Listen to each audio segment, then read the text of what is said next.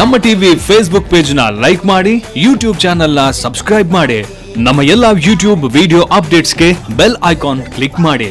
ನಮ್ಮ ಟಿವಿ, ಕರಾವಳಿ ಕರ್ನಾಟಕದ ನಾಡಿಮಿಡಿತ.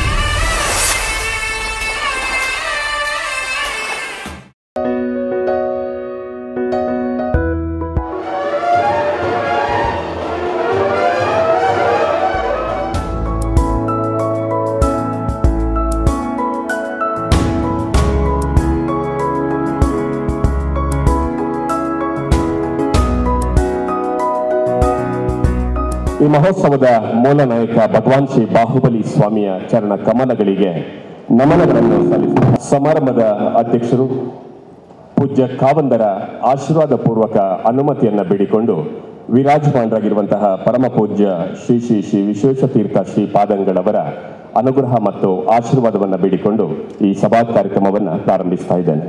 ಆತ್ಮೀಯ ಬಂಧುಗಳೇ, ಪರಮ ಪುನೀತ ಪುಣ್ಯಕ್ಷೇತ್ರವಾಗಿರುವಂತಹ ಶ್ರೀ ಕ್ಷೇತ್ರ ಧರ್ಮಸ್ಥಳ ಸರ್ವ ಧರ್ಮಗಳ ಸಮನ್ವಯದ ತಾಣ. ಅನ್ನ, ಅಭಯ, ಔಷಧ ಹಾಗೂ ವಿದ್ಯಾದಾನಗಳೆಂಬ ಚತುರ್ಧಾನ ಪರಂಪರೆ ಇಲ್ಲಿನ ವೈಶಿಷ್ಟ್ಯ. ಸಮಾಜದ ಬದುಕನ್ನು ಹಲವು ಬಗೆಯಲ್ಲಿ ಉನ್ನತೀಕರಿಸಲು ರೂಪಿಸಿಕೊಂಡಿರುವ ಯೋಜನೆಗಳ ಮೂಲಕ ಧರ್ಮಸ್ಥಳ ದೇಶ ವಿದೇಶಗಳ ಗಮನ ಸೆಳೆದಿರುವುದು ಹಾಗೂ ಅದು ಧರ್ಮಸ್ಥಳ ಮಾದರಿ ಎಂದೇ ಪ್ರಖ್ಯಾತವಾಗಿರುವುದು ಸರ್ವವೇದ್ಯ. ಪ್ರಥಮ ಮಹಾಮಸ್ತಕಾಭಿಷೇಕವನ್ನು ಚಿರಸ್ಮರಣೀಯವಾಗಿಸಿದ ಈ ಸಂಸ್ಥೆಗಳು ಜನಸೇವೆಯ ವಿಚಾರದಲ್ಲಿ ಧರ್ಮಸ್ಥಳಕ್ಕೆ ಬಲುದೊಡ್ಡ ಹೆಸರನ್ನು ತಂದುಕೊಟ್ಟಿವೆ. ಈಗಾಗಲೇ ಇರುವ ಜನೋಪಯೋಗಿ ಸೇವಾ ಕಾರ್ಯಗಳ ಜೊತೆಗೆ ಪ್ರತಿ ಮಹಾಮಸ್ತಕಾಭಿಷೇಕ ಸಂದರ್ಭದಲ್ಲೂ ಜನಕಲ್ಯಾಣ ಯೋಜನೆಗಳನ್ನು ಪ್ರಕಟಿಸುವ ಮೂಲಕ ಸಂದರ್ಭವನ್ನು ಚಿರಸ್ಥಾಯಿಗೊಳಿಸುವ ಪರಂಪರೆ ಶ್ರೀ ಕ್ಷೇತ್ರದ್ದು. ದೂರದರ್ಶಿತ್ವದ ಚಿಂತನೆ ಪೂಜ್ಯ ಕಾವಂದರದ್ದು. ಇದೀಗ ಶ್ರೀ ಕ್ಷೇತ್ರ ಧರ್ಮಸ್ಥಳದಲ್ಲಿ ಭಗವಾನ್ ಶ್ರೀ ಬಾಹುಬಲಿ ಸ್ವಾಮಿಗೆ ಚತುರ್ಥ ಮಹಾಮಸ್ತಕಾಭಿಷೇಕ. ಈ ಮಹೋತ್ಸವದ ಈ ಸಂದರ್ಭದಲ್ಲಿ ಜನಕಲ್ಯಾಣ ಕಾರ್ಯಕ್ರಮಗಳ ಮೂಲಕ ಮಹಾಮಸ್ತಕಾಭಿಷೇಕವನ್ನು ಸ್ಮರಣೀಯಗೊಳಿಸಲು ಭವ್ಯ ಬಂಧುಗಳಾದ ನಾವೆಲ್ಲರೂ ಕೂಡ ಸಾಕ್ಷಿಗಳಾಗಿದ್ದೇವೆ. ಕುಮಾರಿ ಅನನ್ಯ ಭಟ್ ಉಜಿರೆ ಇವರ ಪ್ರಾರ್ಥನೆಯ ಮೂಲಕ ಕಾರ್ಯಕ್ರಮದ ಆರಂಭ.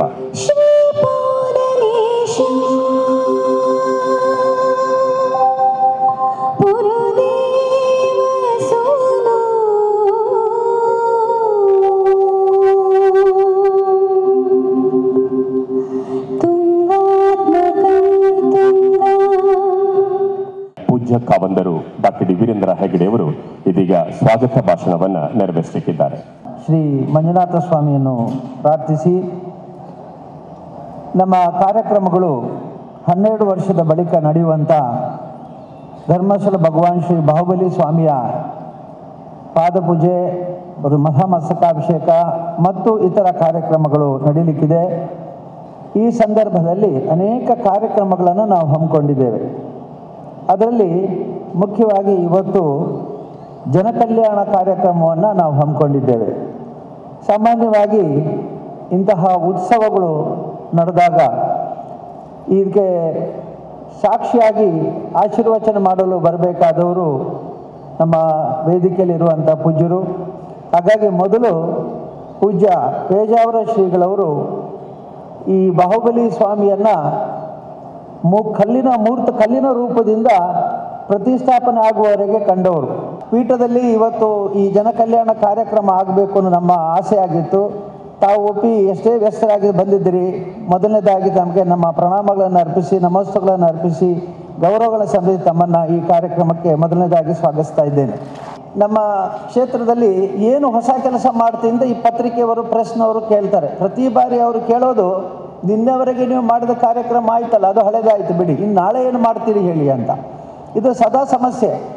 ಹೊಸ ಕೆಲಸ ಎಷ್ಟು ಮಾಡ್ಬೋದು? ಯಾಕಂದರೆ ಒಂದು ಬೀಜ ಹಾಕಿದರೆ ಆ ಬೀಜ ಹಾಕಿದ ಗಿಡವಾಗಿ, ವೃಕ್ಷವಾಗಿ, ಹೂ ಬಿಟ್ಟು, ಕಾಯಿ ಬಿಟ್ಟು, ಅದರ ಫಸಲು ತಿನ್ನೋವರೆಗೆ ಕೂಡ ಅದನ್ನು ರಕ್ಷಣೆ ಮಾಡಬೇಕು.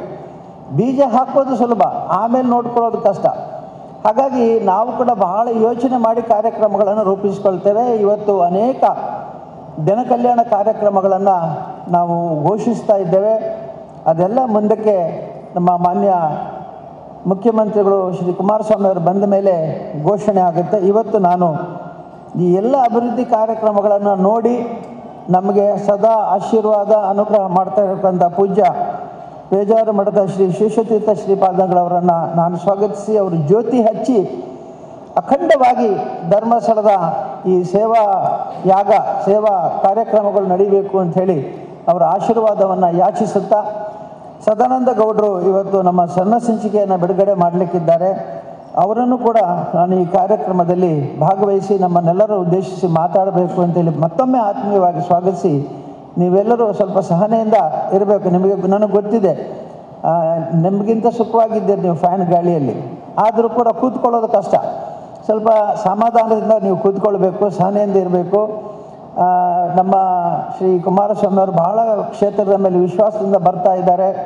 ದೊಡ್ಡ ಕೆರೆಯ ಅಭಿವೃದ್ಧಿ ಹೂಳೆತ್ತುವ ಕಾರ್ಯಕ್ರಮವನ್ನು ಅವರ ಅಭಿವೃದ್ಧಿ ಘೋಷಣೆ ಮಾಡಲಿಕ್ಕಿದ್ದಾರೆ. ಅವರೆಲ್ಲ ಬಂದು ಕಾರ್ಯಕ್ರಮ ಮುಗಿಸ್ಕೊಳ್ಳುವವರೆಗೆ ನೀವೆಲ್ಲರೂ ನಮ್ಮ ಜೊತೆ ಇರಬೇಕು ಅಂತ ಹೇಳಿ ನಿಮ್ಮೆಲ್ಲರನ್ನು ಆತ್ಮೀಯವಾಗಿ ನಾನು ಸ್ವಾಗತಿಸ್ತೇನೆ. ಒಂದು ಕಡೆಯಿಂದ ಪೂಜಾಂಗ, ಇನ್ನೊಂದು ಕೂಡ ಕರ್ಮಾಂಗ. ಅಂದರೆ ಪೂಜೆ ಭಗವಾನ್ ಬಾಹುಬಲಿಗೆ ಮಾಡುವಂಥದ್ದು ಎಷ್ಟು ಪ್ರಾಮುಖ್ಯವೋ ಅಷ್ಟೇ ನಾವು ಮಾಡುವಂಥ ಜನತಾ ಸೇವೆಯೂ ಕೂಡ ಪವಿತ್ರವಾದದ್ದು ಅಂತ ನಾನು ತಿಳಿದಿದ್ದೇನೆ ಅಂತ ಹೇಳಿ ಮತ್ತೊಮ್ಮೆ ನಿಮ್ಮೆಲ್ಲರನ್ನೂ ಕೂಡ ನಾನು ಸ್ವಾಗತಿಸ್ತೇನೆ ಮತ್ತು ಪೂಜ್ಯರಲ್ಲಿ ಜ್ಯೋತಿ ಹಚ್ಚುವ ಮೂಲಕ ಜನಕಲ್ಯಾಣ ಕಾರ್ಯಕ್ರಮಕ್ಕೆ ಆಶೀರ್ವದಿಸಬೇಕು ಅಂತ ಹೇಳಿ ಪ್ರಾರ್ಥಿಸಿಕೊಳ್ಳಿ. ಗೌರವಪೂರ್ವಕವಾಗಿ ಕಾರ್ಯಕ್ರಮಕ್ಕೆ ಸ್ವಾಗತಿಸಿಕೊಂಡು ಎಲ್ಲ ಅಭಿವೃದ್ಧಿ ಕಾರ್ಯಕ್ರಮಗಳ ಉದ್ಘಾಟನೆಯನ್ನು ಜ್ಯೋತಿಯ ಜ್ವಲನದ ಮೂಲಕ ಉಡುಪಿ ಶ್ರೀ ಪೇಜಾವರ ಅಧೋಕ್ಷಜ ಮಠದ ಮಠಾಧೀಶರಾಗಿರುವಂತಹ ಪರಮ ಪೂಜ್ಯ ಶ್ರೀ ಶ್ರೀ ಶ್ರೀ ವಿಶ್ವೇಶತೀರ್ಥ ಶ್ರೀಪಾದಂಗಳವರ ಪಾವನ ಸಾನ್ನಿಧ್ಯ ಮತ್ತವರ ಅಮೃತ ಹಸ್ತದಿಂದ ಸಮಾರಂಭದ ಅಧ್ಯಕ್ಷರು ಪೂಜ್ಯ ಧರ್ಮಾಧಿಕಾರಿಗಳಾಗಿರುವಂತಹ ಡಾಕ್ಟರ್ ಡಿ ವೀರೇಂದ್ರ ಹೆಗ್ಗಡೆಯವರು ಹಾಗೆಲ್ಲ ಗಣ್ಯ ಅತಿಥಿಗಳ ಸಮ್ಮುಖದಲ್ಲಿ ಕಾರ್ಯಕ್ರಮ ಉದ್ಘಾಟನೆಗೊಳ್ಳುತ್ತಿದೆ.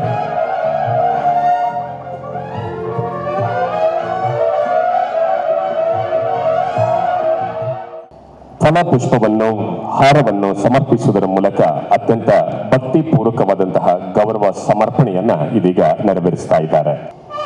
ಪರಮ ಪೂಜ್ಯ ಶ್ರೀ ಶ್ರೀ ಶ್ರೀ ವಿಶ್ವೇಶತೀರ್ಥ ಶ್ರೀಪಾದಂಗಳರವರಿಗೆ ಸನ್ಮಾನ್ಯ ಡಿ ಹರ್ಷೇಂದ್ರ ಕುಮಾರ್ ರವರಿಂದ ಭಕ್ತಿಪೂರ್ವಕವಾದಂತಹ ಗೌರವಾರ್ಪಣೆ.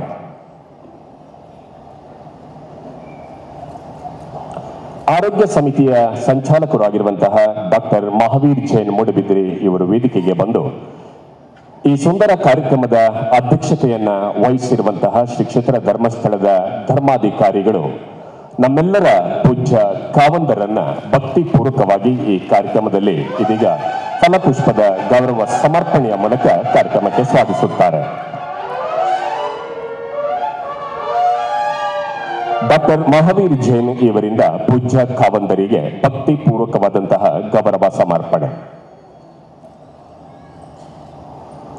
ಶ್ರೀ ಧರ್ಮಸ್ಥಳ ಮಂಜುನಾಥೇಶ್ವರ ಶಿಕ್ಷಣ ಸಂಸ್ಥೆಗಳ ಕಾರ್ಯದರ್ಶಿಗಳಾಗಿರುವಂತಹ ಸನ್ಮಾನ್ಯ ಡಾಕ್ಟರ್ ಬಿ ಯಶೋವರ್ಮಾರವರು ಇವತ್ತಿನ ಸಮಾರಂಭದ ಮುಖ್ಯ ಅತಿಥಿಗಳು.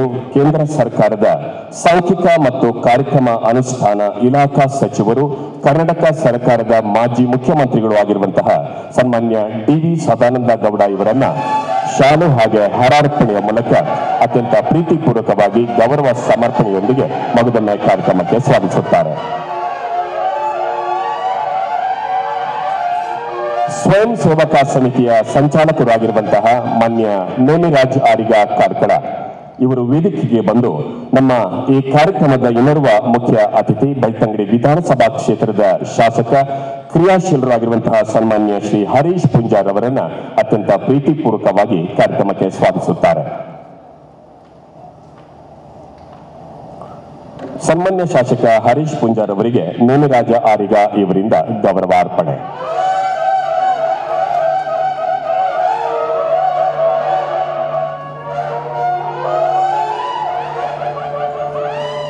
ಧರ್ಮಸ್ಥಳದ ಮಾನ್ಯ ವೀರು ಶೆಟ್ಟಿಯವರು ಸಮಾರಂಭದ ಇನ್ನೋರ್ವ ಮುಖ್ಯ ಅತಿಥಿ ಕರ್ನಾಟಕ ಸರ್ಕಾರದ ಸನ್ಮಾನ್ಯ ವಿಧಾನ ಪರಿಷತ್ ಸದಸ್ಯರು ಆಗಿರುವಂತಹ ಹರೀಶ್ ಕುಮಾರ್ ರವರನ್ನ ಅತ್ಯಂತ ಪ್ರೀತಿಪೂರ್ವಕವಾಗಿ ಗೌರವ ಸಮರ್ಪಣೆಯ ಮೂಲಕ ಕಾರ್ಯಕ್ರಮಕ್ಕೆ ಸ್ವಾಗತಿಸುತ್ತಾರೆ. ನಮ್ಮ ಸಮಿತಿ ಸಂಚಾಲಕ ಸನ್ಮಾನ್ಯ ಡಿ ಹರ್ಷೇಂದ್ರ ಕುಮಾರ್ ರವರು ಸನ್ಮಾನ್ಯ ಕೆ ಹರೀಶ್ ಕುಮಾರ್ ಅವರನ್ನ ಅತ್ಯಂತ ಪ್ರೀತಿಪೂರ್ವಕವಾಗಿ ಕಾರ್ಯಕ್ರಮಕ್ಕೆ ಸ್ವಾಗತಿಸುತ್ತಿದ್ದಾರೆ. ಸರ್ವರನ್ನ ಕೂಡ ಅತ್ಯಂತ ಗೌರವಪೂರ್ವಕವಾಗಿ ಸ್ವಾಗತಿಸಿಕೊಂಡು ಈಗಾಗಲೇ ಎಲ್ಲ ಅಭಿವೃದ್ಧಿ ಕಾರ್ಯಕ್ರಮಗಳ ಉದ್ಘಾಟನೆಯನ್ನು ಜ್ವಲನದ ಮೂಲಕ ನೆರವೇರಿಸಿಕೊಟ್ಟಂತಹ ಉಡುಪಿ ಶ್ರೀ ಅಷ್ಟಮಠಗಳ ಮಹಾಪೀಠಗಳನ್ನು ಅಲಂಕರಿಸಿ ಧಾರ್ಮಿಕ, ಸಾಮಾಜಿಕ, ಸಾಂಸ್ಕೃತಿಕ, ಆಧ್ಯಾತ್ಮಿಕ ಕ್ಷೇತ್ರದ ಮೂಲಕ ಸನಾತನ ಧರ್ಮದ ಉಳಿವು ಮತ್ತು ಏಳಿಗೆಗಾಗಿ ನಿರಂತರವೂ ಚಿಂತಿಸುತ್ತಿರುವಂತಹ ಮಹಾ ತಪಸ್ವಿಗಳು, ನಮ್ಮ ಕ್ಷೇತ್ರದ ಸದಾ ಆಶೀರ್ವಾದವನ್ನು ನೀಡಿಕೊಂಡು ಮಾರ್ಗದರ್ಶನವನ್ನು ನೀಡುತ್ತಾ ಬಂದಿರುವಂತಹ ಮಹಾನ್ ಚೇತನರಾಗಿರುವಂತಹ ಪರಮ ಪೂಜ್ಯ ಶ್ರೀ ಶ್ರೀ ಶ್ರೀ ವಿಶ್ವೇಶತೀರ್ಥ ಶ್ರೀಪಾದಂಗಳವರು ಆಶೀರ್ವಾಚನವನ್ನ ನೆರವೇರಿಸಿಕೊಳ್ಬೇಕು ಅಂತ ಭಕ್ತಿ ಪುರಸ್ಸರವಾಗಿ ಪ್ರಾರ್ಥಿಸಿಕೊಳ್ತಾ ಇದ್ದೇನೆ. ಯೋಂತ ಪ್ರವಿಶ್ಯ ಮಮ ವಾಚ್ಯಮಿಮಾಂ ಪ್ರಸುಪ್ತಾಂ ಸಂಜೀವಯತ್ಯಖಿಲ ಶಕ್ತಿಧರ ಸ್ವಧಾಮ್ನ ಅನ್ಯಾಂಶ್ಚ ಹಸ್ತಚರಣ ಶ್ರವಣತ್ವಗಾದಿ ಪ್ರಾಣನ್ನಮೋ ಭಗವತೆ ಪುರುಷಾಯ ತುಭ್ಯಂ. ಹರ ಶಂಭೋ ಮಹಾದೇವ ವಿಶ್ವೇಶ ಅಮರವಲ್ಲಭ ಶಿವಶಂಕರ ಸರ್ವಾತ್ಮನ್ ನೀಲಕಂಠ ನಮೋಸ್ತುತೆ. ಬಾಹುಬಲಿಯ ಈ ಮಹಾಭಿಷೇಕದ ಮಸ್ತಕಾಭಿಷೇಕದ ಈ ಮಹೋತ್ಸವ ಕಾರ್ಯ ವೈಭವದಿಂದ ಎಲ್ಲ ಭಕ್ತ ಜನರ ಸಮ್ಮಿಳನದಿಂದ ಪ್ರಾರಂಭವಾಗಿದೆ. ಧರ್ಮಸ್ಥಳದ ಎಲ್ಲ ಕಾರ್ಯಕ್ರಮಗಳಲ್ಲಿ ಭಾಗವಹಿಸುವ ಸುಯೋಗ ನನಗೆ ದೊರಕ್ತಾ ಇದೆ. ನಡಾವಳಿ ಇರಬಹುದು, ಇಂಥ ಮಸ್ತಕಾಭಿಷೇಕ ಇರಬಹುದು, ದೇವಸ್ಥಾನದ ಬ್ರಹ್ಮಕಲಶ, ಏನೇನು ಕಾರ್ಯಕ್ರಮಗಳು ಎಲ್ಲದರಲ್ಲಿಯೂ ಕೂಡ ಭಾಗವಹಿಸುವ ಯೋಗ ನಮಗೆ ದೊರಕಿದೆ. ಬಾಹುಬಲಿಯ ಪ್ರತಿಷ್ಠೆಯಿಂದ ಧರ್ಮಸ್ಥಳಕ್ಕೆ ಮತ್ತಷ್ಟು ಬಲ ಬಂತು. ಬಾಹುಬಲಿ ಇದು ಬಲ ಬೆಳೆಯಿತು. ಈಗ ಎರಡು, ಒಂದು ಕಡೆ ಮಂಜುನಾಥ ದೇವಾಲಯ, ಇನ್ನೊಂದು ಕಡೆ ಬಾಹುಬಲಿಯ ಮಂದಿರ, ಮೂರ್ತಿ ಪ್ರತಿಮೆ. ಇದು ಎರಡು, ಇಬ್ಬರು ಕೂಡ ತ್ಯಾಗಮೂರ್ತಿಗಳು.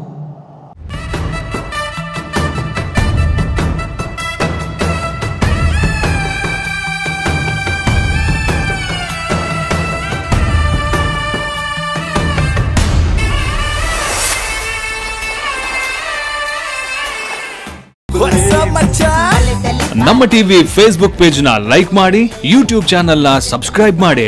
ನಮ್ಮ ಎಲ್ಲಾ ಯೂಟ್ಯೂಬ್ ವಿಡಿಯೋ ಅಪ್ಡೇಟ್ಸ್ಗೆ ಬೆಲ್ ಐಕಾನ್ ಕ್ಲಿಕ್ ಮಾಡಿ. ನಮ್ಮ ಟಿವಿ ಕರಾವಳಿ ಕರ್ನಾಟಕದ ನಾಡಿಮಿಡಿತ.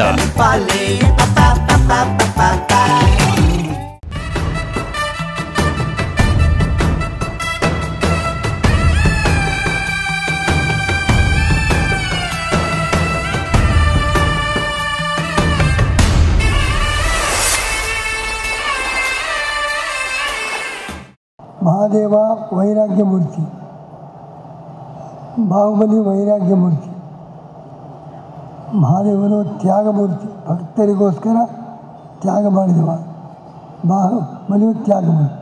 ಇಬ್ಬರು ತ್ಯಾಗಮೂರ್ತಿಗಳು, ವೈರಾಗ್ಯ ಮೂರ್ತಿಗಳು ಇಲ್ಲಿ ಸನ್ನಿಹಿತರಾಗಿದ್ದಾರೆ ಎಂಬುದು ಈ ಒಂದು ಸ್ಥಾನದ ಇಡೀ ಭಾರತದಲ್ಲಿ ಇಂಥ ಸಮನ್ವಯದ ಕ್ಷೇತ್ರ.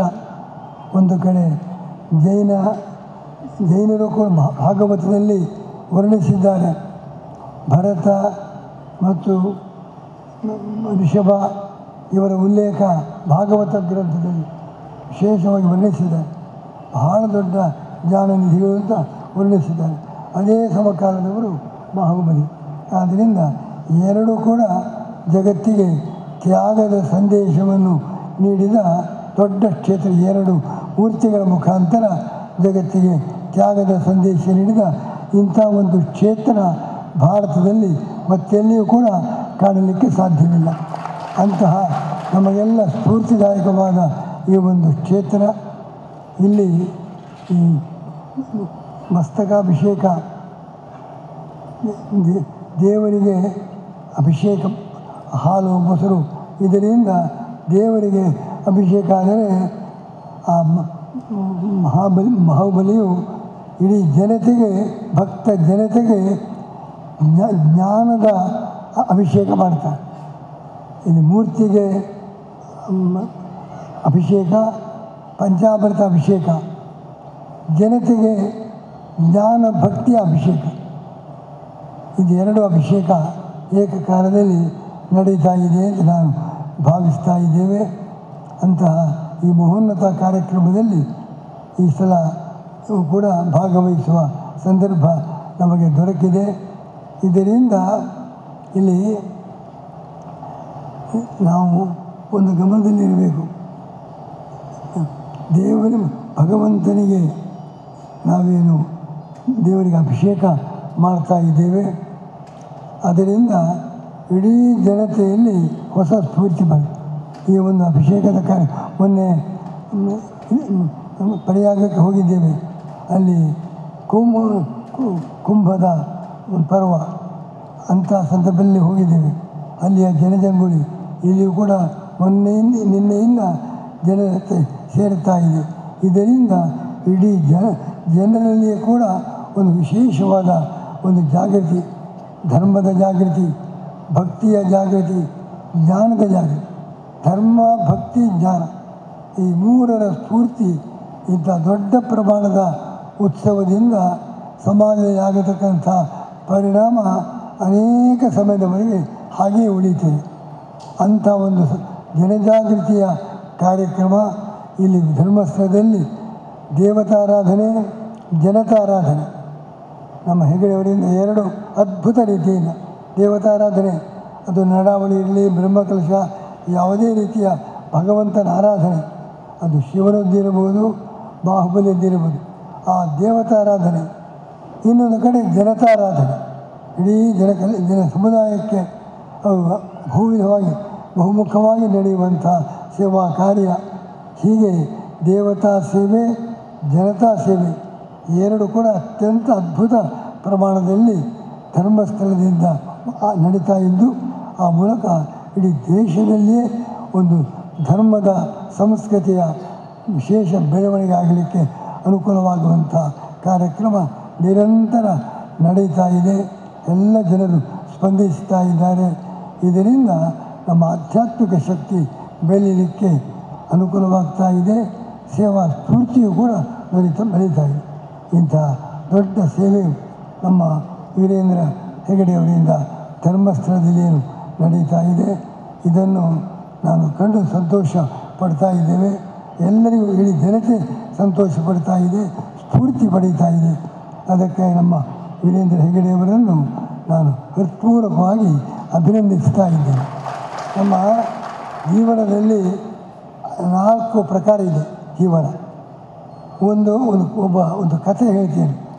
ಒಬ್ಬ ಯೋಗಿ ಸಾಗ್ತಾ ಇದ್ದಾನೆ ರಸ್ತೆಯಲ್ಲಿ, ಇಕ್ಕಟ್ಟಾದ ರಸ್ತೆ. ಮೇಲಿಂದ ಒಬ್ಬ ರಾಜಕುಮಾರ ಇವನ ಮೇಲೆ ತಾಂಬೂಲ ಉಗುಳಿದ, ಇವನ ತಲೆ ಮೇಲೆ ಬಿತ್ತು. ಆ ಯೋಗಿ ಆ ರಾಜಕುಮಾರನು ಏನು ಉಗುಳಿದ್ದಾನೆ ಅದು ಇವನ ತಲೆ ಮೇಲೆ ಬಿತ್ತು. ಮೇಲೆ ನೋಡಿದ, ರಾಜಕುಮಾರ ಇದ್ದಾನೆ, ರಾಜಪುತ್ರ, ಚಿರಂಜೀವ, ಬಹುಕಾಲ ಬದುಕು ನೀನು. ಅವನು ಉಗುಳಿದ್ದಾನೆ, ಅವನಿಗೆ ಸಿಟ್ಟಿನಿಂದ ಶಾಪ ಕೊಡಬೇಕಿತ್ತು, ನೀನು ಬಹುಕಾಲ ಬದುಕು ಅಂತ ಹೇಳಿದ್ದಾನೆ. ಜನರಿಗೆ ಆಶ್ಚರ್ಯವಾಯಿತು. ಮುಂದೆ ಸಾಗ್ತಾನೆ. ಒಬ್ಬ ಋಷಿಪುತ್ರ ಕಠಿಣ ತಪಸ್ಸು ಮಾಡ್ತಾ ಇದ್ದಾನೆ.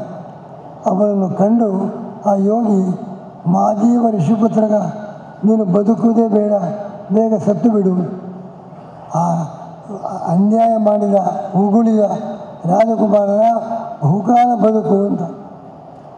ಈ ಪಾಪ ತಪಸ್ಸು ಮಾಡ್ತಾ ಇದ್ದಾನೆ ಋಷಿ, ನಿರುಪದ್ರಿ, ನೀನು ಬದುಕುವುದೇ ಬೇಡ. ಆಶ್ಚರ್ಯ ಆಯಿತು. ಮುಂದೆ ಹೋದಾಗ ಒಬ್ಬ ಸಜ್ಜನ ಗೃಹಸ್ಥ, ಒಳ್ಳೆಯ ವ್ಯಕ್ತಿ, ಪರೋಪಕಾರಿ, ಎಲ್ಲರಿಗೂ ಬೇಕಾದವ. ಅವನನ್ನು ನೋಡಿದ, ನೀನು ಜೀವವ, ಮರವ, ಸಾಧು, ನೀನು ಬದುಕುವುದಾಗಿದ್ದರೆ ಬದುಕು, ಸತ್ತರೆ ಸಾಯಿ. ಬದುಕಬಹುದು, ಸಾಯುವುದಾದರೆ ಸಾಯಬಹುದು. ನನಗೆ ಅರ್ಥವೇ ಆಗಲಿಲ್ಲ. ಮತ್ತೊಬ್ಬ ಮುಂದೆ ಹೋದ ಒಬ್ಬ ದರೋಡೆಗಾರ, ಒಬ್ಬ ಭಯೋತ್ಪಾದಕ. ಅವನಿಗೆ ಹೇಳ್ತಾನೆ, ನೀನು ಬದುಕುವುದು ಬೇಡ, ಸಾಯುವುದು ಬೇಡ. ವ್ಯಾಧ ಮಾಜೀವ ಮಾಮರ, ನೀನು ಬದುಕುವುದು ಬೇಡ, ಸಾಯುವುದು ಬೇಡ. ಅವನ ಆಶೀರ್ವಾದ ವಿಚಿತ್ರವಾಯಿತು, ಅರ್ಥವೇ ಆಗಲಿಲ್ಲ. ಕೊನೆಗೆ ವಿಚಾರ ಹೇಳುವಾಗ ಆ ಯೋಗಿ ಹೇಳ್ತಾನೆ, ಆ ರಾಜಕುಮಾರ ಇದ್ದಾನೆ, ನನ್ನ ಮೇಲೆ ಉಗುಳಿದ್ದಾನೆ, ಒಳ್ಳೆಯ ಸುಖವಾಗಿ ಬದುಕ್ತಾ ಇದ್ದಾನೆ, ಏನೋ ಪೂರ್ವ ಪುಣ್ಯದ ಫಲದಿಂದ ಸುಖ ಜೀವನ, ವಿಲಾಸ ಜೀವನ, ಆನಂದ ಅನುಭವಿಸ್ತಾ ಇದ್ದಾನೆ. ಸತ್ತರೆ ನರಕವೇ. ಆ ಥರದ ಕೆಲಸ ಮಾಡಿದ, ಕೇವಲ ಭೋಗಮಗ್ನನಾಗಿ ಸ್ವಾರ್ಥಿಯಾಗಿ ಬದುಕಿದ್ದಾನೆ. ನಂತರ ಅವನಿಗೆ ಒಳ್ಳೆಯ ಸ್ಥಾನ ಇಲ್ಲ. ಅದಕ್ಕೆ ನೀನು ಇಲ್ಲಿಯಾದರೂ ಬಹುಕಾಲ ಬದುಕು, ರಾಜಪುತ್ರ ಚಿರಂಜೀವ, ಮತ್ತು ನಂತರ ಏನೋ ಇಂಥ ಸಂದರ್ಭ ಸಿಗುವುದಿಲ್ಲ. ಮೊದಲನೇ ತರದ ಜೀವನ ಬೇಡವೇ ಬೇಡ. ಇಲ್ಲಿ ಸುಖ ಇದ್ದರೂ ಮುಂದೆ ಪರಲೋಕದಲ್ಲಿ ಸುಖ ಇದೆ. ಕೊನೆಯದಂತೂ ಎರಡೂ ಕಡೆ ದುಃಖ. ನಾವೆಲ್ಲ ಅನುಸರಿಸಬೇಕಾದದ್ದು ಮೂರನೇ ಜೀವನ. ಎಲ್ಲಿಯೂ ಕೂಡ ಸುಖವಾಗಿ ಬಾಳೋಣ. ನಮಗೆ ಬಾಹುಬಲಿಯಂತೆ ಇರಲಿಕ್ಕೆ ಎಲ್ಲರಿಗೂ ಸಾಧ್ಯ ಆಗಲಿಕ್ಕಿಲ್ಲ, ಬಹಳ ಕಷ್ಟ.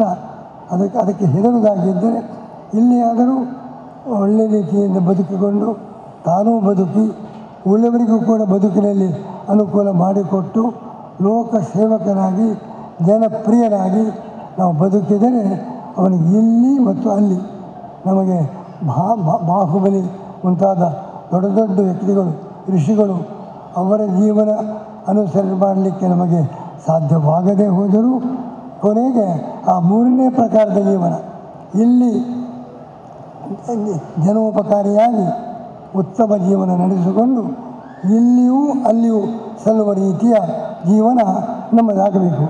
ಇಂಥ ಮಹಾತ್ಮರ ಇಂಥ ಉತ್ಸವದ ಸಂದರ್ಭದಲ್ಲಿ ಅವರ ತ್ಯಾಗ ಜೀವನದಿಂದ ಸ್ಫೂರ್ತಿ ಪಡೆದುಕೊಂಡು ಅವರು ಹೇಳಿದ ಆದರ್ಶ ಏನು, ಜನರಿಗೆಲ್ಲ ಬಾಹುಬಲಿ ದೀನ ತೀರ್ಥಂಕರರು ಕೊಟ್ಟ ಸಂದೇಶ ಬಹಳ ಉತ್ತಮವಾದ ಸಂದೇಶ. ತಾತ್ವಿಕ ವಿಷಯದಲ್ಲಿ ವೈದಿಕ ಧರ್ಮಕ್ಕೂ ಜೈನ ಧರ್ಮಕ್ಕೂ ಎಷ್ಟೋ ವ್ಯತ್ಯಾಸ ಇದ್ದರೂ ಅವರ ಸಂದೇಶ ಮಾತ್ರ ಎಲ್ಲರೂ ಅನುಸರಿಸಬೇಕಾಗ್ತದೆ ಅಂತ ಸಾರುವ ಜನರಿಗೂ ಹಿಂದೂ ಧರ್ಮಕ್ಕೂ ವೈದಿಕ ಧರ್ಮಕ್ಕೂ ವಿಶೇಷ ಸ್ಫೂರ್ತಿ ಜೈನ ಧರ್ಮದಿಂದ ಬಂದಿದೆ ಎಂಬುದನ್ನು ಅನೇಕ ಬಾರಿ ನಾವು ಹೇಳಿದ್ದೇವೆ. ಅಂತಹ ಜೈನ ಧರ್ಮ ದಯೆಯ ಸಂದೇಶ, ಮಾನವೀಯತೆಯ ಸಂದೇಶ ಅದನ್ನು ನೀಡಿದ ಅಂಥ ಒಂದು ಬಾಹುಬಲಿಯಂಥ ಮಹಾಯೋಗಿಗಳು, ಮಹಾತ್ಮರು, ಅವರಿಂದ ನಾವು ಅವರಷ್ಟು ಕಠಿಣ ಜೀವನ ನಡೆಸಲಿಕ್ಕೆ ಸಾಧ್ಯವಾಗದಿದ್ದರೂ ಧ್ರುವ ನಕ್ಷತ್ರ ಮುಟ್ಲಿಕ್ಕೆ ಸಾಧ್ಯವಿಲ್ಲ. ಧ್ರುವ ನಕ್ಷತ್ರಕ್ಕೆ ಹೋಗಲಿಕ್ಕೆ ಸಾಧ್ಯ ಉಂಟು. ಆದರೆ ಧ್ರುವ ನಕ್ಷತ್ರ ನೋಡಿದರೆ ನಾವು ಯಾವ ದಿಕ್ಕಿನಲ್ಲಿ ಹೋಗಬೇಕು, ಹೇಗೆ ಹೋಗಬೇಕು ಅಂತ ಮಾರ್ಗದರ್ಶನ ಆಗ್ತದೆ. ಧ್ರುವ ನಕ್ಷತ್ರವನ್ನು ಮುಟ್ಟಲಿಕ್ಕೆ ಸಾಧ್ಯವಿಲ್ಲ, ಆದರೆ ಧ್ರುವ ನಕ್ಷತ್ರದಿಂದ ಮಾರ್ಗದರ್ಶನ, ಯಾವ ದಿಕ್ಕು ಹೇಗೆ ಹೋಗಬೇಕು ಅಂತ ಧ್ರುವ ನಕ್ಷತ್ರ ನೋಡಿ ನಾವು ತೀರ್ಮಾನ ಮಾಡ್ತೇವೆ. ಅದರಂತೆ ಬಾಹುಬಲಿ ಅಂಥವರ ಮಹಾಯೋಗಿಗಳ ಜೀವನ ಅದರಂತೆ ನಡೆಯಲಿಕ್ಕೆ ಸಾಧ್ಯ ಇಲ್ಲ. ಅದು ಧ್ರುವ ನಕ್ಷತ್ರ, ಅದನ್ನು ಮುಟ್ಟುವುದು ಕಷ್ಟ.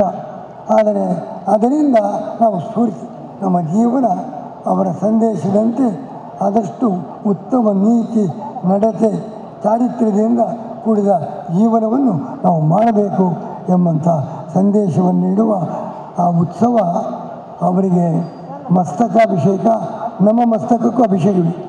ಅವರಿಗೆ ಮಸ್ತಕಕ್ಕೆ ಅಭಿಷೇಕ, ನಮ್ಮ ಮಸ್ತಕಕ್ಕೆ ಅಭಿಷೇಕ. ನಮ್ಮ ತಲೆಗೆ ಒಳ್ಳೆಯ ಜ್ಞಾನ ಬರುವ ರೀತಿಯ ಈ ಮಸ್ತಕಾಭಿಷೇಕ ಬರೀ ಗೋಮಟೇಶ್ವರನಿಗೆಲ್ಲ, ನಮಗೆಲ್ಲರಿಗೂ ಇದು ಮಸ್ತಕಾಭಿಷೇಕ ಎಂಬುದಾಗಿ ಭಾವಿಸಿ ಅಂಥ ಕಾರ್ಯಕ್ರಮದಿಂದ ನಮ್ಮ ಜನತೆ ಸ್ಫೂರ್ತಿ ಪಡೆಯಲಿ. ನಮ್ಮ ವೀರೇಂದ್ರ ಹೆಗ್ಗಡೆ ಅಂಥ ದೊಡ್ಡ ಒಂದು ಸಮಗ್ರ ಸಮಾಜಕ್ಕೆ ಇವತ್ತು ಭಾರತ ರತ್ನ ಪ್ರಶಸ್ತಿ ಪಡೆಯುವ ಅರ್ಹತೆ ನಿಜವಾಗಿ ಇದ್ದರೆ ಅದು ನಮ್ಮ ವೀರೇಂದ್ರ ಹೆಗ್ಗಡೆಯವರಿಗೆ ಎಂಬುದು ನಿಸ್ಸಂಶಯವಾಗಿ ಹೇಳ್ಬೋದು.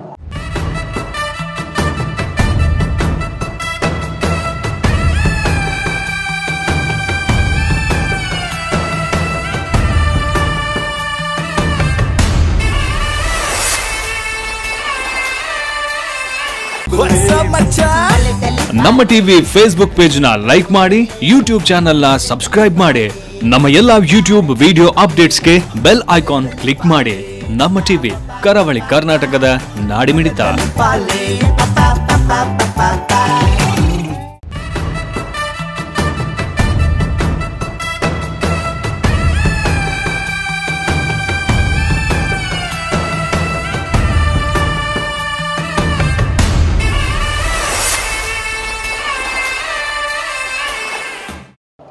ಭಗವಾನ್ ಶ್ರೀ ಬಾಹುಬಲಿ ಸ್ವಾಮಿ ಮಹಾಮಸ್ತಕಾಭಿಷೇಕ ಮಹೋತ್ಸವದ ಈ ಸಂದರ್ಭದಲ್ಲಿ ನಡೆಯುವಂತಹ ಎಲ್ಲ ಅಭಿವೃದ್ಧಿ ಕಾಮಗಾರಿಗಳ ಅಭಿವೃದ್ಧಿ ಕಾರ್ಯಕ್ರಮಗಳ ಉದ್ಘಾಟನೆಯನ್ನು ಜ್ಯೋತಿಯ ಜ್ವಲನದ ಮೂಲಕ ನೆರವೇರಿಸಿ ಬಹಳ ಸುಂದರವಾಗಿರುವಂತಹ ಮನೋಜ್ಞವಾಗಿರುವಂತಹ ಆಶೀರ್ವಾದವನ್ನು ನೀಡಿ ನಮ್ಮ ಹೃದಯ ಮತ್ತು ಮನಸ್ಸನ್ನು ಪಾವನಗೊಳಿಸಿದಂತಹ ಉಡುಪಿ ಪೇಜಾವರ ಶ್ರೀ ಅಧೋಕ್ಷಜ ಮಠದ ಪರಮ ಪೂಜ್ಯ ಶ್ರೀ ಶ್ರೀ ಶ್ರೀ ವಿಶ್ವೇಶತೀರ್ಥ ಶ್ರೀಪಾದಂಗಳರವರಿಗೆ ಭಕ್ತಿಪೂರ್ವಕವಾದಂತಹ ಪ್ರಣಾಮಗಳನ್ನು ಅರ್ಪಿಸ್ತಾ ಇದ್ದೇನೆ.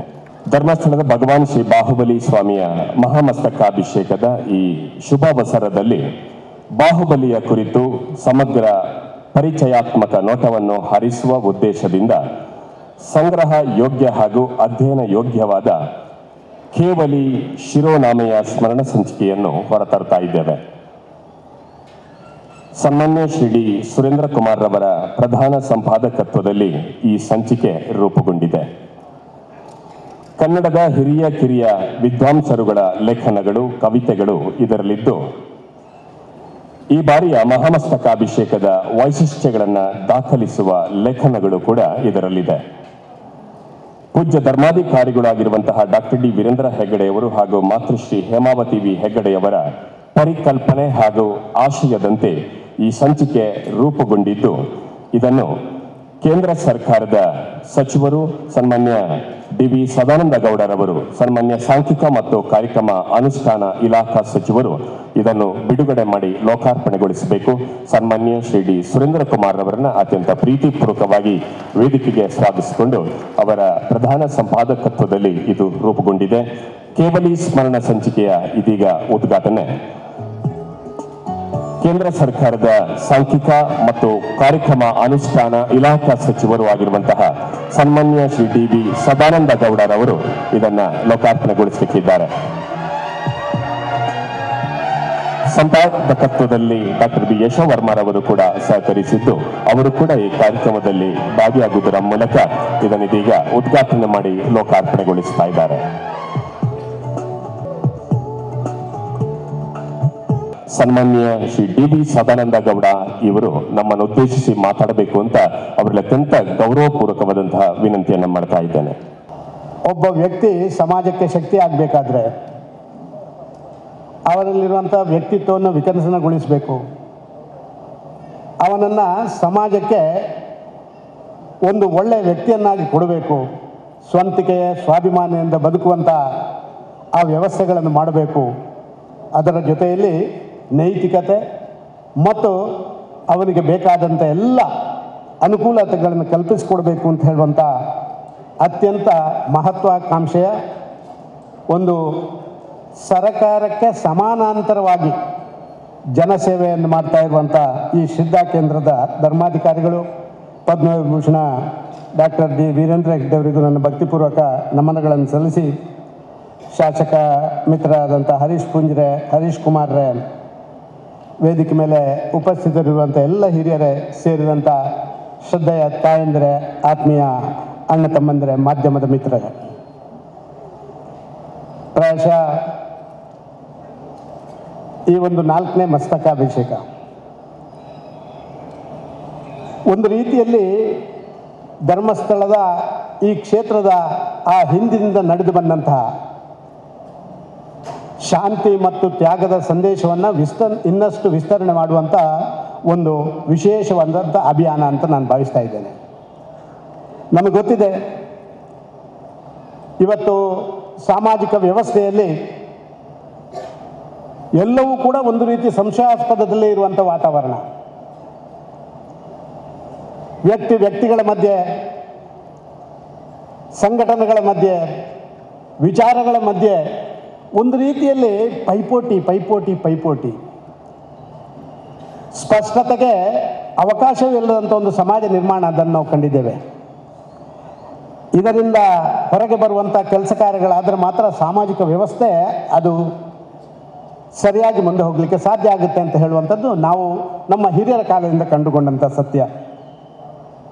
ಅದಕ್ಕಾಗಿ ಧರ್ಮಗಳು ವಿಶೇಷವಾಗಿ ಬೇರೆ ಬೇರೆ ಜಗತ್ತಿನ ಭಾಗದಲ್ಲಿ ಹುಟ್ಟಿ ಆ ಧರ್ಮ ಆಧಾರಿತವಾದಂಥ ವ್ಯವಸ್ಥೆಗೆ ಜನರನ್ನು ಜೋಡಿಸಿಕೊಳ್ಳುವಂಥ ಹೊಸ ಅಭಿಯಾನಗಳು ಈ ದೇಶದಲ್ಲಿ ಜಗತ್ತಿನಲ್ಲಿ ಬೇರೆ ಬೇರೆ ಕಡೆ ಪ್ರಾರಂಭ ಆದವು.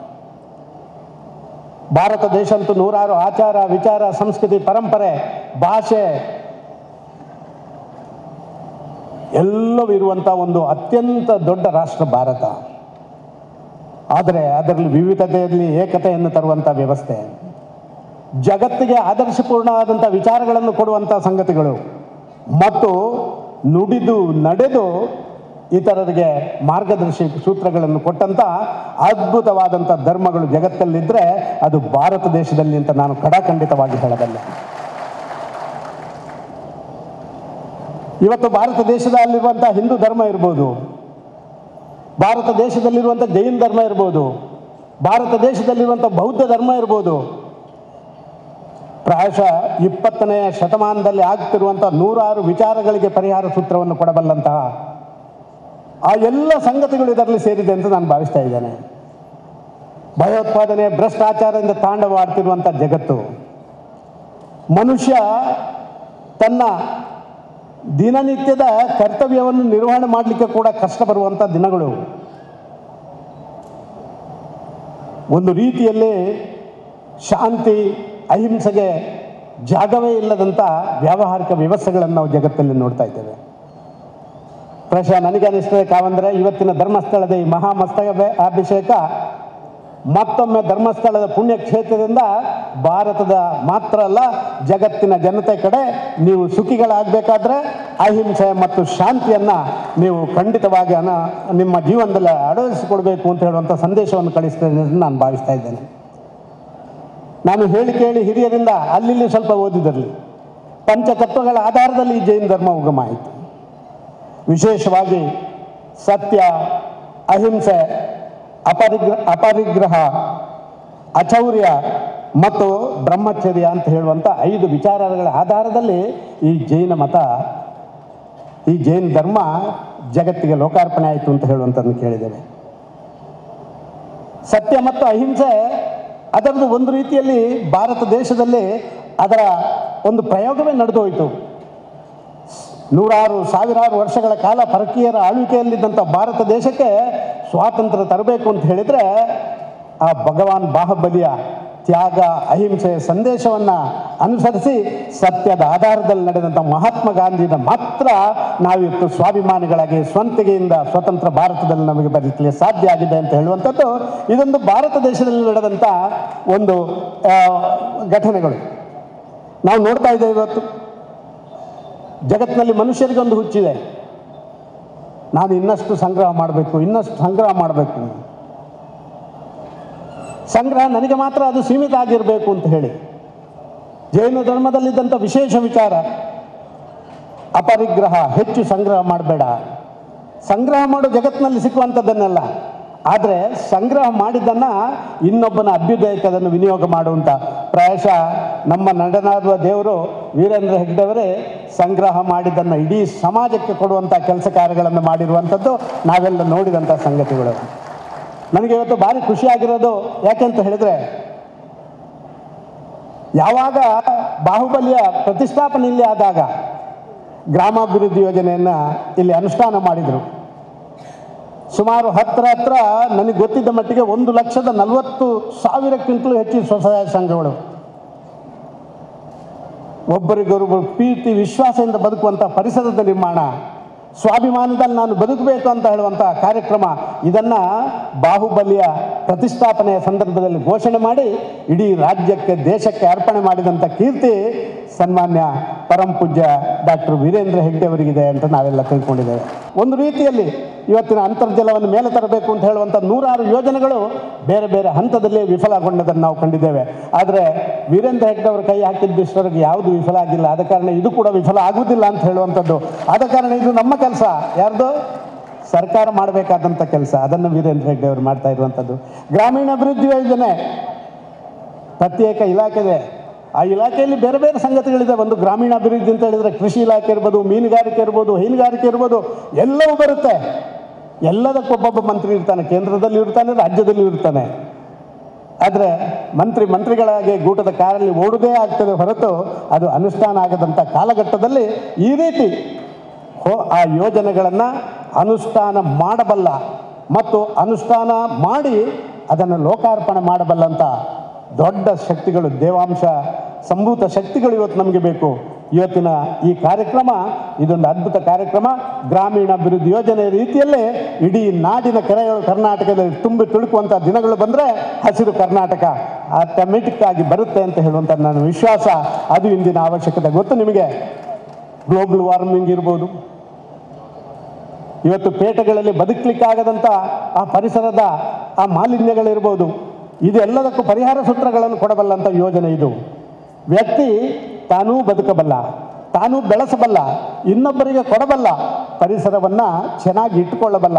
ಈ ದೃಷ್ಟಿಯಿಂದ ಮುಂದೆ ಹೋಗುವಂಥ ಯೋಜನೆ ಇದಾಗ್ತದೆ ಅಂತ ಹೇಳಿ ನಾನು ಭಾವಿಸ್ತಾ ಇದ್ದೇನೆ. ಇಂಥ ಒಂದು ಪುಣ್ಯ ಕಾರ್ಯದಲ್ಲಿ ಭಾಗವಹಿಸಲಿಕ್ಕೆ ನಮಗೆ ಕೂಡ ಅವಕಾಶ ಸಿಗ್ತದೆ. ಸರ್ಕಾರಗಳು ಹಲವಾರು ಯೋಜನೆಗಳನ್ನು ಹಾಕ್ತವೆ. ಆ ಸರ್ಕಾರಿ ಯೋಜನೆಗಳು ಒಂದು ರೀತಿಯಲ್ಲಿ ವೇಗ ಪಡ್ಕೊಳ್ಬೇಕು ಅಂತ ಹೇಳಿದರೆ, ಸರ್ಕಾರಿ ಯೋಜನೆಗೆ ಒಂದು ವೇಗವನ್ನು ಕೊಡಬೇಕು ಅಂತ ಹೇಳಿದರೆ ಹಲವಾರು ಕಡೆಗಳಲ್ಲಿ ಆ ವೇಗದ ಅಡೆತಡೆಗಳನ್ನು ನಾವು ತೆಗೆದುಹಾಕುವಂಥ ಕೆಲಸ ಕಾರ್ಯಗಳನ್ನು ಮಾಡಬೇಕು. ಆ ಅಡೆತಡೆಗಳು ಇವತ್ತು ಆರ್ಥಿಕವಾಗಿ ಇರ್ಬೋದು, ಸರಿಯಾದ ಪ್ಲ್ಯಾನಿಂಗ್ ಇಲ್ಲದೆ ಇರ್ಬೋದು, ಒಂದು ರೀತಿಯಲ್ಲಿ ಅದನ್ನು ಅನುಷ್ಠಾನ ಮಾಡಬೇಕು ಅಂತ ಹೇಳೋವನಿಗೆ ಅನುಷ್ಠಾನದ ಇಚ್ಛಾಶಕ್ತಿಯ ಕೊರತೆ ಇರ್ಬೋದು, ಅಥವಾ ಅಲ್ಲಿ ಸಾಮರಸ್ಯದ ಬೆಸುಗೆ ಇಲ್ಲದ ಕಾರಣ ಹಲವಾರು ಕಡೆಗಳಲ್ಲಿ ಇದು ನಿಗದಿತ ಹಂತಕ್ಕೆ ತಲುಪಲಿಕ್ಕೆ ಸಾಧ್ಯ ಆಗೋದಿಲ್ಲ ಅಂತ ಕಾಣ್ತೇನೆ. ನಾನು ಈಗ ತಾನೇ ಕಾವಂತರಲ್ಲಿ ಮಾತಾಡ್ತಾ ಇದ್ದೇನೆ. ಮೊನ್ನೆ ಕುಂದಾಪುರದ ಭಾಗದಿಂದ ಯಾರೋ 30 ಮಹಿಳೆಯರು ಒಂದು ವ್ಯಾನ್ನಲ್ಲಿ ಬಂದ್ರಂತೆ ಇಲ್ಲಿಗೆ. ಆ ವ್ಯಾನ್ನಲ್ಲಿ ಯಾರು ಇರಲಿಲ್ಲ, ಎಲ್ಲ ಮಹಿಳೆಯರು ಬಂದರು. ಕಾವಂತರ ಆಶೀರ್ವಾದ ತಗೊಳ್ತಾ ಇದ್ರಂತೆ. ನೀವೇ ಹೆಂಗಸರೇ ಬಂದದ್ದ, ಗಂಡಸರೇ ಯಾರಿಲ್ವ ಅಂತ ಕೇಳಿದ್ರಂತೆ. ಯಾರೋ ಒಬ್ಬ ಗಂಡಸು ತುಂಬ ಹಿಂದೆ ಇದ್ದಂತೆ. ಸರ್ ಅಲ್ಲಿದ್ದಾರೆ ಒಬ್ಬರು ಅಂತ ಹೇಳಿದ್ರಂತೆ. ಅವನಿಗೆ ಎಲ್ಲಿವರೆಗೆ ಅಂತ ಹೇಳಿದ್ರೆ, ಮಹಿಳೆಯರ ಪಕ್ಕಕ್ಕೆ ಬರಲಿಕ್ಕೂ ಹೆದರುವಂಥ ರೀತಿಯಲ್ಲಿ ಮಹಿಳೆಯರ ಸ್ವಾಭಿಮಾನವನ್ನು ಎತ್ತು ಮಾಡಿದ್ದನ್ನು ನಾವು ನೋಡಿದ್ದೀವಿ.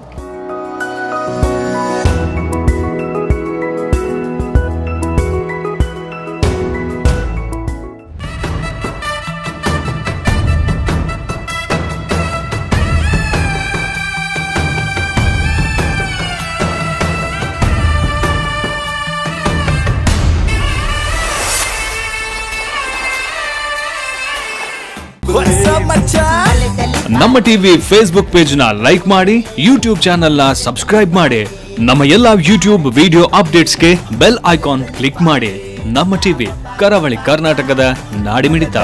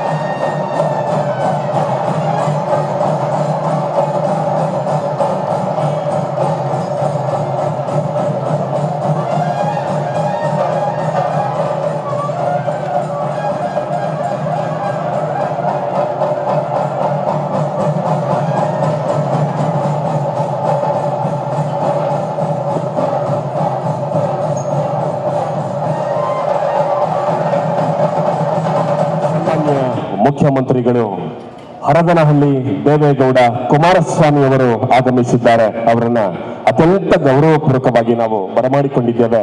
ಜೊತೆಯಲ್ಲಿ ದಕ್ಷಿಣ ಕನ್ನಡ ಜಿಲ್ಲೆಯ ಉಸ್ತುವಾರಿ ಸಚಿವರು, ಕರ್ನಾಟಕ ಘನ ಸರ್ಕಾರದ ನಗರಾಭಿವೃದ್ಧಿ ವಸತಿ ಸಚಿವರು, ಕರ್ನಾಟಕ ಸರ್ಕಾರದ ಸಣ್ಣ ನೀರಾವರಿ ಸಚಿವರಾಗಿರುವಂತಹ ಸನ್ಮಾನ್ಯ ಶ್ರೀ ಎಸ್ ಪುಟ್ಟರಾಜು, ಎಲ್ಲ ಗಣ್ಯಾತಿಗಣ್ಯ ಅತಿಥಿಗಳು ಇದೀಗ ನಮ್ಮ ಜೊತೆ ಸೇರ್ಕೊಂಡಿದ್ದಾರೆ. ಇದೀಗ ಸೇರಿದಂತ ಎಲ್ಲ ಗಣ್ಯರನ್ನ ಅತ್ಯಂತ ಗೌರವಪೂರ್ವಕವಾಗಿ ಮಗದೊಮ್ಮೆ ಕಾರ್ಯಕ್ರಮಕ್ಕೆ ಸ್ವಾಗತಿಸಬೇಕು ಅಂತ ನಮ್ಮ ಬೆಳ್ತಂಗಡಿ ತಾಲೂಕಿನಿಂದ ಪ್ರಪ್ರಥಮವಾಗಿ ಆಯ್ಕೆಯಾದಂತಹ ಕರ್ನಾಟಕ ಸರ್ಕಾರದ ವಿಧಾನ ಪರಿಷತ್ ಸದಸ್ಯರು, ನಮ್ಮ ಕ್ಷೇತ್ರದ ಪರಮ ಭಕ್ತರು ಆಗಿರುವಂತಹ ಸನ್ಮಾನ್ಯ ಶ್ರೀ ಕೆ ಹರೀಶ್ ಕುಮಾರ್ ಅವರು 1982ರಲ್ಲಿ ಸ್ಥಾಪಿಸಿದ ತ್ಯಾಗಮೂರ್ತಿ ಭಗವಾನ್ ಬಾಹುಬಲಿ ಸ್ವಾಮೀಜಿಯ ವಿಗ್ರಹದ 4ನೇ ಮಹಾಮಸ್ತಕಾಭಿಷೇಕದ ಐತಿಹಾಸಿಕ ಕ್ಷಣಗಳನ್ನು ಅನುಭವಿಸಿಕೊಂಡು ಇಂದು ನಾವೆಲ್ಲರೂ ಸೇರಿ ಪುನೀತರಾಗಲು ಕಾದಿದ್ದೇವೆ. ನಮ್ಮ ಜೀವನದಲ್ಲಿ ಇದೊಂದು ಅವಿಸ್ಮರಣೀಯ ಘಳಿಗೆ ಎಂದರೆ ತಪ್ಪಾಗಲಾರದು. ಮುಂದಿನ 10 ದಿನಗಳ ಕಾಲ ಶ್ರೀ ಕ್ಷೇತ್ರ ಧರ್ಮಸ್ಥಳದಲ್ಲಿ ಧಾರ್ಮಿಕ, ಸಾಮಾಜಿಕ, ಸಾಂಸ್ಕೃತಿಕ ಉತ್ಸವಗಳು ನಡೆಯಲಿವೆ. ಇಂದು ಭಗವಾನ್ ಬಾಹುಬಲಿಯ ಮಹಾಮಸ್ತಕಾಭಿಷೇಕದ 4ನೇ ಉತ್ಸವದ ಸವಿ ನೆನಪಿಗಾಗಿ ನಾಡಿನೆಲ್ಲೆಡೆ ಎಲ್ಲರ ಸಹಭಾಗಿತ್ವದಲ್ಲಿ ಅನೇಕ ಕಲ್ಯಾಣ ಕಾರ್ಯಕ್ರಮಗಳನ್ನು ಕೈಗೊಳ್ಳಬೇಕೆಂದು ಹೆಗ್ಗಡೆಯವರು ಬಯಸಿದಂತೆ ಈ ಕಾರ್ಯಕ್ರಮಗಳ ಉದ್ಘಾಟನೆಯನ್ನು ಮಾಡುವ ಸಲುವಾಗಿ ಈ ಸಭಾಂಗಣದಲ್ಲಿ ನಾವೆಲ್ಲ ಒಟ್ಟು ಸೇರಿದ್ದೇವೆ. ಭಗವಾನ್ ಬಾಹುಬಲಿ ಸ್ವಾಮಿಯ ಪ್ರತಿಷ್ಠಾಪನೆಯ ಸಂದರ್ಭದಲ್ಲಿ ಜನಕಲ್ಯಾಣ ಕಾರ್ಯಕ್ರಮವಾಗಿ ಪೂಜ್ಯ ಕಾವಂದರವರು ಪ್ರಾರಂಭಿಸಿದ ಗ್ರಾಮೀಣಾಭಿವೃದ್ಧಿ ಮತ್ತು ಸ್ವಉದ್ಯೋಗ ತರಬೇತಿ ಕೇಂದ್ರಗಳು ಇವತ್ತು ರೂಟ್ ಸೆಟ್ ಎಂಬ ಹೆಸರಿನಲ್ಲಿ ಜಗದ್ವಿಖ್ಯಾತವಾಗಿ ನಿರುದ್ಯೋಗಿ ಯುವಕ ಯುವತಿಯರಿಗೆ ಆಶಾಕಿರಣವಾಗಿ ಮೂಡಿಸಿದೆ. ದೇಶದಾದ್ಯಂತ ಸುಮಾರು 610 ರೂಟ್ ಸೆಟ್ ಸಂಸ್ಥೆಗಳು ಕೆಲಸ ಮಾಡುತ್ತಿದ್ದು ಇದು ಈಗ ಕೇಂದ್ರ ಸರ್ಕಾರದ ಕಾರ್ಯಕ್ರಮವಾಗಿ ಪರಿವರ್ತನೆಗೊಂಡಿದೆ. ಆದರೆ ಇಂದಿಗೂ ಕೂಡ ಈ ಕಾರ್ಯಕ್ರಮದ ನೇತೃತ್ವವನ್ನು ಪೂಜ್ಯ ಹೆಗ್ಗಡೆಯವರೇ ವಹಿಸಿಕೊಂಡಿದ್ದಾರೆ. ದೇಶದಾದ್ಯಂತ ಸುಮಾರು 20 ಲಕ್ಷ ಯುವಕ ಯುವತಿಯರು ವಿವಿಧ ಸ್ವ ಉದ್ಯೋಗಗಳನ್ನು ಕೈಗೊಳ್ಳಲು ಸಾಧ್ಯವಾಗಿದೆ. ಇದೇ ರೀತಿ ಪೂಜ್ಯರು ಆರಂಭಿಸಿದ ಶ್ರೀ ಕ್ಷೇತ್ರ ಧರ್ಮಸ್ಥಳ ಗ್ರಾಮೀಣಾಭಿವೃದ್ಧಿ ಯೋಜನೆಯು ಕೂಡ ಇಂದು ರಾಜ್ಯದಾದ್ಯಂತ ಪಸರಿಸಿ ಸುಮಾರು 40 ಲಕ್ಷ ದುರ್ಬಲ ವರ್ಗದ ಕುಟುಂಬಗಳಿಗೆ ಶ್ರೀರಕ್ಷೆಯಾಗಿ ಪರಿಣಮಿಸಿದೆ. ಮಹಾಮಸ್ತಕಾಭಿಷೇಕದ ಸಮಯದಲ್ಲಿ ಪೂಜ್ಯರು ಕೈಗೊಳ್ಳುವ ಕಾರ್ಯಕ್ರಮಗಳು ಬಹಳ ದೂರದೃಷ್ಟಿಯದ್ದಾಗಿದ್ದು ಜನಜೀವನದ ಮೇಲೆ ಪರಿಣಾಮ ಬೀರುವಂತಾಗಿರುತ್ತದೆ. ಆದ್ದರಿಂದ ಇಂದಿನ ಕಾರ್ಯಕ್ರಮವು ನಾಡಿನ ದೃಷ್ಟಿಯಿಂದ ಮಹತ್ವದ್ದೆಂದು ನಾವು ಭಾವಿಸ್ತೇವೆ. ಇಂದಿನ ಕಾರ್ಯಕ್ರಮದ ಅಧ್ಯಕ್ಷತೆಯನ್ನು ಶ್ರೀ ಕ್ಷೇತ್ರದ ಧರ್ಮಸ್ಥಳದ ಧರ್ಮಾಧಿಕಾರಿಗಳು, ಸಾಮಾಜಿಕ ಪರಿವರ್ತನೆಯ ಹರಿಕಾರರು, ನಮ್ಮೆಲ್ಲರ ಮಾರ್ಗದರ್ಶಕರು ಆಗಿರುವ ಪದ್ಮವಿಭೂಷಣ ಶ್ರೀ ಡಿ ವೀರೇಂದ್ರ ಹೆಗ್ಗಡೆಯವರು ವಹಿಸಿಕೊಂಡಿರುತ್ತಾರೆ. ಮಹಾಮಸ್ತಕಾಭಿಷೇಕದ ಸಂಪೂರ್ಣ ವ್ಯವಸ್ಥೆಯನ್ನು ಎಲ್ಲರಿಗೂ ಪ್ರಿಯವಾದ ರೀತಿಯಲ್ಲಿ ಆಯೋಜಿಸಿ ಎಲ್ಲರ ಪ್ರೀತಿಯನ್ನು ಸಂಪಾದಿಸಿರುವ ಪೂಜ್ಯರಿಗೆ ಎಲ್ಲ ಭಕ್ತರ ಪರವಾಗಿ ಮತ್ತು ಭಗವಾನ್ ಬಾಹುಬಲಿ ಸ್ವಾಮಿಯ ಮಹಾಮಸ್ತಕಾಭಿಷೇಕ ಸಮಿತಿಯ ಪರವಾಗಿ ಆದರಪೂರ್ವಕವಾಗಿ ಸ್ವಾಗತಿಸ್ತೇನೆ. ಈ ಬಾರಿಯ ಮಹಾಮಸ್ತಕಾಭಿಷೇಕದ ಸಂದರ್ಭದಲ್ಲಿ ಘನ ಕರ್ನಾಟಕ ಸರ್ಕಾರದಿಂದ ಅನೇಕ ರೀತಿಯ ಅಭಿವೃದ್ಧಿ ಕಾರ್ಯಕ್ರಮಗಳನ್ನು ನಮ್ಮ ಬೆಳ್ತಂಗಡಿ ತಾಲೂಕಿನಲ್ಲಿ ಕೈಗೊಂಡಿದ್ದು ಅವುಗಳಲ್ಲಿ ಮುಖ್ಯವಾಗಿ ಧರ್ಮಸ್ಥಳದಿಂದ ನೇತ್ರಾವತಿವರೆಗೆ ಚತುಷ್ಪಥ ರಸ್ತೆಯು ಒಂದಾಗಿರುತ್ತದೆ. ಕೇವಲ 60 ದಿನ ದಾಖಲೆ ಸಮಯದಲ್ಲಿ ನಿರ್ಮಾಣಗೊಂಡ ಈ ರಸ್ತೆಯು ಧರ್ಮಸ್ಥಳಕ್ಕೆ ಆಗಮಿಸುವ ಭಕ್ತರಿಗೆ ಬಹಳಷ್ಟು ಅನುಕೂಲವಾಗಲಿದೆ. ಇದರ ಉದ್ಘಾಟನೆಯನ್ನು ಮಾಡಿ ಬಂದಿರುವ ಕರ್ನಾಟಕ ಘನ ಸರ್ಕಾರದ ಸನ್ಮಾನ್ಯ ಮುಖ್ಯಮಂತ್ರಿಗಳು ಇವತ್ತು ಕೆರೆ ಸಂಜೀವಿನಿ ಕಾರ್ಯಕ್ರಮ, ಅದು ಕೂಡ ಇವತ್ತು ರೈತರ ಒಂದು ಪೂರಕವಾಗಿರುವಂತಹ ಕಾರ್ಯಕ್ರಮ, ಅದನ್ನು ಕೂಡ ಹಮ್ಮಿಕೊಂಡು ನಿನ್ನೆ ತಾನೇ ತಾನು ಮಂಡಿಸಿದಂತಹ ಆಯವ್ಯಯ, ಅದರಲ್ಲಿ ಕೂಡ ಅನ್ನದಾತ ಸುಖೀಭವ ಅನ್ನುವಂತೆ ಅನ್ನದಾತನಿಗೆ ಅನೇಕ ಭರಪೂರ ಕೊಡುಗೆಗಳನ್ನು ನೀಡಿದ ನಮ್ಮ ಸನ್ಮಾನ್ಯ ಮುಖ್ಯಮಂತ್ರಿಗಳಾದ ಶ್ರೀ ಎಚ್.ಡಿ. ಕುಮಾರಸ್ವಾಮಿ ಅವರನ್ನು ಪೂಜ್ಯ ಹೆಗ್ಗಡೆಯ ಪರವಾಗಿ, ಬಾಹುಬಲಿ ಸ್ವಾಮಿಯ ಮಹಾಮಸ್ತಕಾಭಿಷೇಕ ಸಮಿತಿಯ ಪರವಾಗಿ ಮತ್ತು ತಾಲೂಕಿನ ಸಮಸ್ತ ಜನರ ಪರವಾಗಿ ಅತ್ಯಂತ ಪ್ರೀತಿಯಿಂದ ಸ್ವಾಗತಿಸ್ತೇನೆ.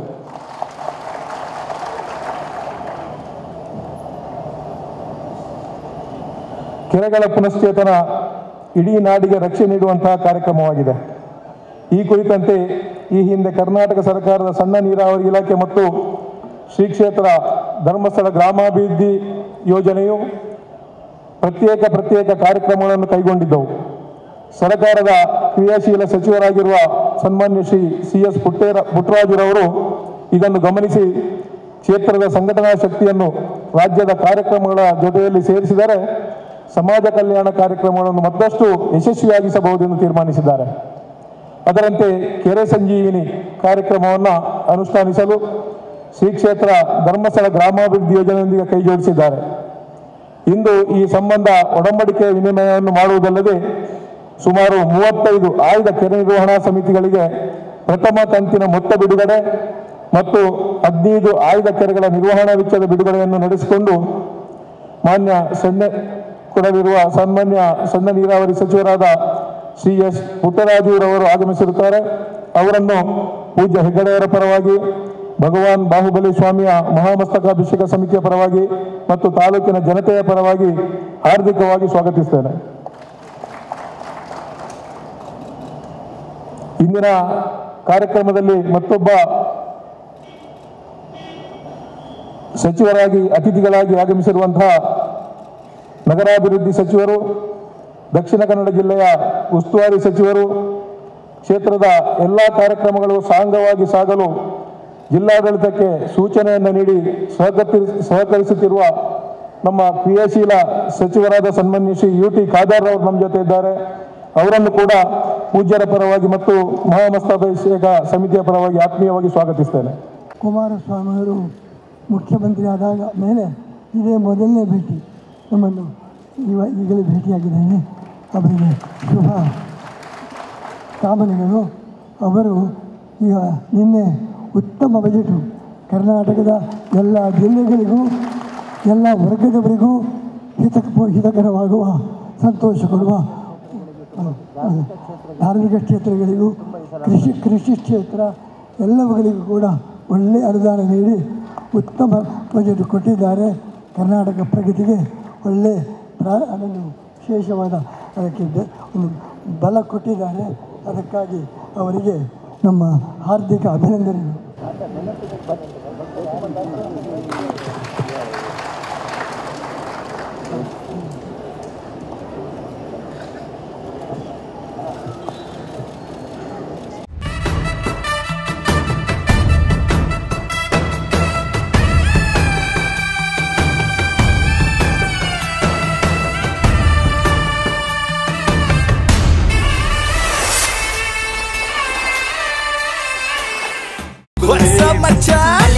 ನಮ್ಮ ಟಿವಿ ಫೇಸ್ಬುಕ್ ಪೇಜ್ ನ ಲೈಕ್ ಮಾಡಿ, ಯೂಟ್ಯೂಬ್ ಚಾನೆಲ್ ನ ಸಬ್ಸ್ಕ್ರೈಬ್ ಮಾಡಿ. ನಮ್ಮ ಎಲ್ಲಾ ಯೂಟ್ಯೂಬ್ ವಿಡಿಯೋ ಅಪ್ಡೇಟ್ಸ್ಗೆ ಬೆಲ್ ಐಕಾನ್ ಕ್ಲಿಕ್ ಮಾಡಿ. ನಮ್ಮ ಟಿವಿ, ಕರಾವಳಿ ಕರ್ನಾಟಕದ ನಾಡಿಮಿಡಿತ.